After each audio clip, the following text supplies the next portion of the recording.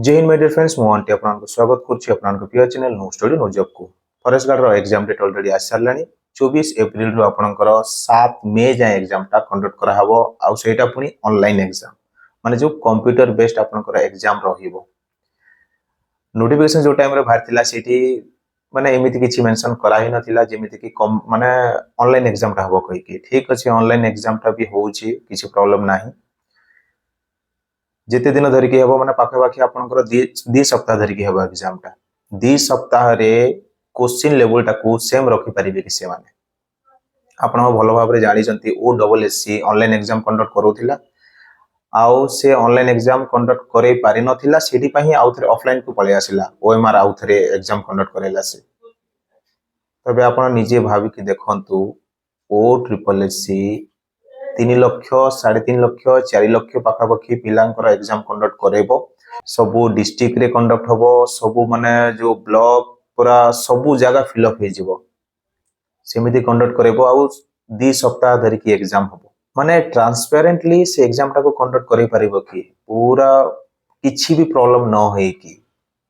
Question level टाको same रखि परिबो कि जदि सेम न रखिबो आज भाबी दियंतु आपनकर एग्जाम अछि 24 रे तापर भावंतु 27 रे आउ जनकर एग्जाम थिबो से क्वेश्चन तार इजी आसी जिवो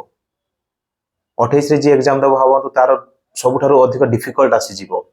ताहले ताकू मैनेज केमिति करिवे नॉर्मलाइजेशन को नै कि ऑफिशियल जो एडवर्टाइजमेंट आसी थिला नोटिफिकेशन टे सेठी किछि दिया है मे बी आगु को देई पारंती आउ को प्रोसेस रे नॉर्मलाइजेशन हबो सेटा निहाती गुटे पीडीएफ नोटिफिकेशन गुटे नोटिस टे दबा कथा ऑफिशियल साइट रे मे बी आगु को देई पारंती जदि न देबे ताहले भाबंतु सिलेक्शन को प्रकार रे हबो एटा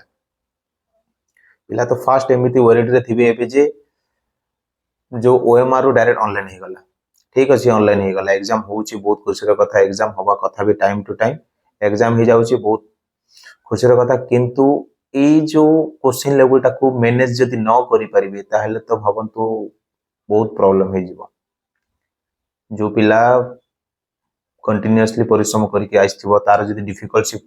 पड़ी जीवो आउ से कम अटेम्प्ट करिकि जदि नॉर्मलाइज तार मार्क्स जदि न बढ़िबो ताहले जो दिन इजी शिफ्ट थिबो से पिला गुडा पाई जिवे से रहि जीवो तो ए जो नॉर्मलाइजेशन टाकू नै कि निहाती OSSC चिंता करिबा दरकार आउ जेमिति हेले भी बहुत कम दिन भीतर एग्जाम जो एडमिट कार्ड आसीबो कहूची 15 दिन पूर्वरु से भितरे नॉर्मलाइजेशन रो प्रोसेस केमिति हबो कोन नै तार गुटे नोटिस दबा कथा आउ ट्राई करिबा कथा कि बे OSSC मैक्सिमम जो क्वेश्चन लेवल रही माने रहिबो जो 14 दिन रो मे बी केतेटा शिफ्ट रे करेबो दिन को सेटा भी कहि हबोनी दिन को 2टा ना 3टा शिफ्ट मे बी मते लागुची दिन को 3टा शिफ्ट रे एग्जाम हबो तो 14 दिन रे दिन को 3-3टा शिफ्ट रे एग्जाम कंडक्ट करा हबो आउ एवरीडे रो 3टा शिफ्ट रे आपण भावंतु क्वेश्चन लेवल जो आपनकर 150 टा क्वेश्चन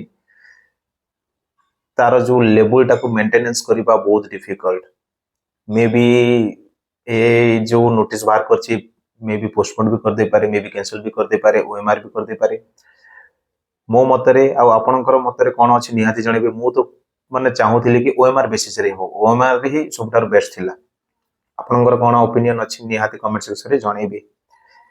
किंतु एबे सबठारु बड़ टेंशन हे एग्जाम डेट तो पळे आसिला ठीक अछि ऑनलाइन भी हेबो सेटा भी ठीक अछि पिला एबे सबठारु अधिक माने टेंशन वरिड रे अछंती कि नॉर्मलाइजेशन प्रोसेस कोन होबो कोन नै केमिति सिलेक्शन होबो केमिति नाही एमिति टेंशन रे अछंती तो सेटा देखंतु ऑफिशियल नोटिफिकेशन रे किछि दिया हेनी तो सेटा मु कोन अन्य किए भी आपन को तार डिटेल्स कहि परिबेनी तो एबे खाली वेट करिबा को पड़िबो OSSC रो कोन से आगु को माने सॉल्यूशन प्रोवाइड करूचंती नहले देखा जो किछि गुटे दिन भितरे मु तो माने भाबुची जदि कोन सॉल्यूशन हेई परिबो ताहले निहाती वीडियो माध्यम रे मु आपन मान को जणेबी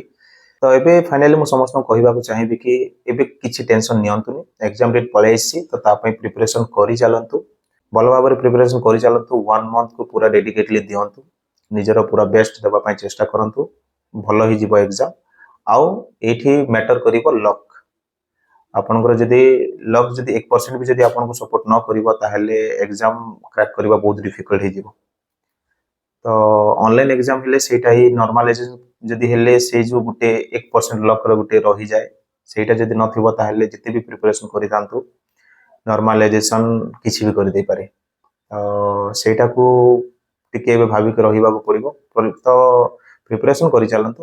ଆଉ ସେ ଲକ୍ ବି 1% ସେଇଟା ମିଳିଯିବ ହିଁ। ମାନେ ଭାବନ୍ତୁ ଆପଣଙ୍କର 1 ମନ୍ଥ ରହିଲା ଏକ୍ଜାମକୁ,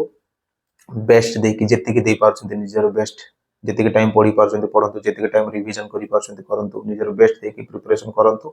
ଏକ୍ଜାମ ବହୁତ ଭଲ ହେଇଯିବ। ଟେନସନ୍ ନିଅନ୍ତୁନି କିଛି, ଯଦି କିଛି ସଲ୍ୟୁସନ୍ ମିଳୁଛି ତାହେଲେ ନିହାତି ମୁଁ ଭିଡ଼ିଓ ମାଧ୍ୟମରେ ଆପଣମାନଙ୍କୁ ଜଣେଇବି, ଆଉ ତାର